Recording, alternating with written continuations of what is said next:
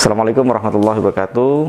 Salam sejahtera. Nama saya Farsi Saleh, SH, bertugas di RPTC Bambu Apus sebagai pekerja sosial di Rumah Perlindungan Trauma Center milik Kementerian Sosial RI.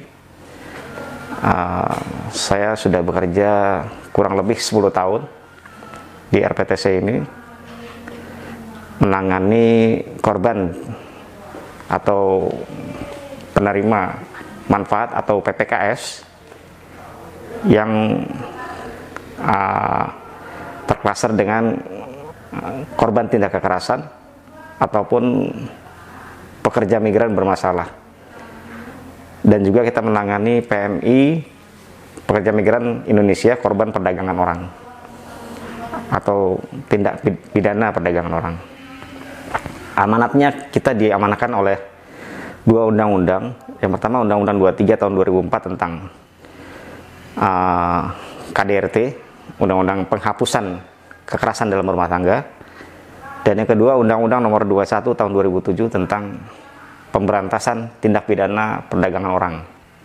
Sehingga dasar hukum itulah sehingga lahirlah RPTC Kementerian Sosial, Rumah Perlindungan dan Trauma Center.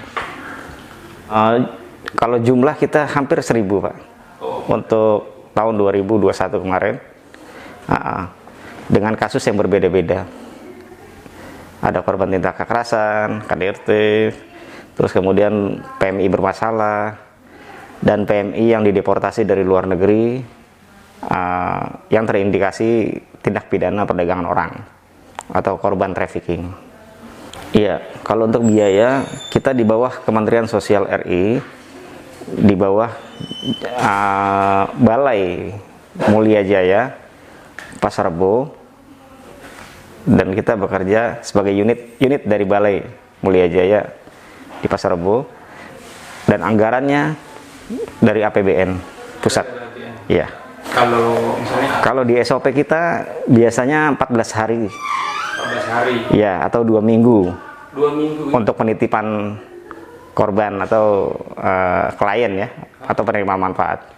Maksimal itu dapat maksimal. Ya, tapi untuk kasus tertentu, untuk kasus-kasus tertentu seperti adanya proses hukum, seperti yang rujukan Kemenaker ini, itu kan karena ada proses hukum dari Polda Metro, maka bisa bertambah waktunya. Bisa dipertambah. Fleksibel, tapi setelah selesai proses hukum yang baru akan kita pulangkan daerah asal masing-masing. Biaya semuanya pure dari Kemensos. Untuk permakanan, tempat tinggal, terus sandang, paket sandang. Paket sandang itu baju dan perlengkapan mandi yang kita berikan per 2 minggu atau seminggu sekali. Ya, karena kasus tertentu aja. Karena misalkan kasus hukum karena ditangani oleh Bareskrim, Polri, atau pihak kepolisian Polda Metro atau Polda daerah juga biasanya nanganin. Biasanya kasus-kasus tersebut yang khusus, maka kita bisa fleksibel. Oh gitu. Untuk waktu penitipannya. Tapi ya, karena di sini kan shelter on off, jadi kita tetap ada batas waktunya. Kecuali memang ada beberapa kasus yang penanganannya harus lebih lanjut, maka PM atau klien tersebut kita pulangkan dulu ke daerah. Jadi pihak daerah yang akan meneruskan. Dalam artian ya, kalau yang biasanya dari kita Pak semuanya Pak, dari Kemensos untuk biaya pemulangan, kita bekerja sama dengan kita membuat MOU dengan Damri dan Pelni untuk pemulangan PMI atau klien RPTC. ya, ini kan Masuk tanggal 20 kalau nggak salah itu. Tanggal 20 Desember. Iya. Berarti sudah berlangsung berapa hari? Penitipan dari Kemenaker, dan itu semua pemulangannya dibiayai langsung oleh Kemenaker. Dia sifatnya penitipan. Oh, dia titip. Iya. Berarti dia pemulangan di-cover oleh Kemenaker. Bukan Kemensos. Bukan. Karena sifatnya penitipan. Yang nganter 59 itu kemarin siapa?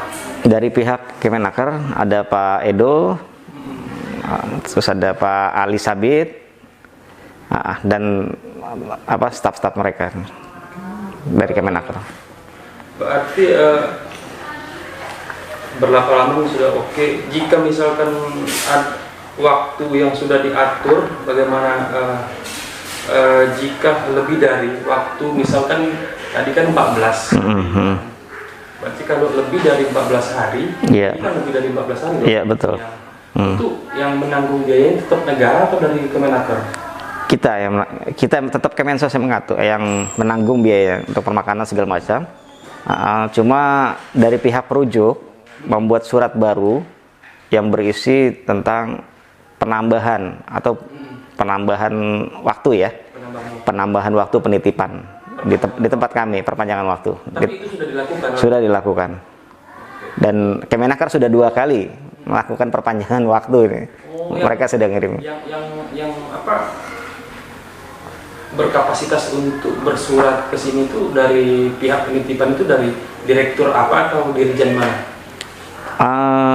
Kemarin kita dapat dari Direktur Pelindungan dan Penempatan di Kemenaker ya. Bersuratnya langsung ditujukan kepada Kepala Balai Mulai Jaya. Berarti Ceki ke sini. Ceki koordinator RPTC Bambu Apus. Ceki. Kalau bicara kapasitas di RPTC ini ada berapa daya tampung? Daya tampung kita sekitar kurang lebih 120-an lah, kurang lebih ya. 120. Iya. Karena kan sekarang kan kondisi pandemi Covid kan. Iya. Nah, itu bisa kurang lagi. Kalau dengan kondisi Covid itu kita harus kasih jaga jarak lah ya. Jadi nggak bisa terlalu banyak gitu, Pak. Apa namanya itu? Dulu itu pernah 2014 Bapak udah di sini. Iya, ya.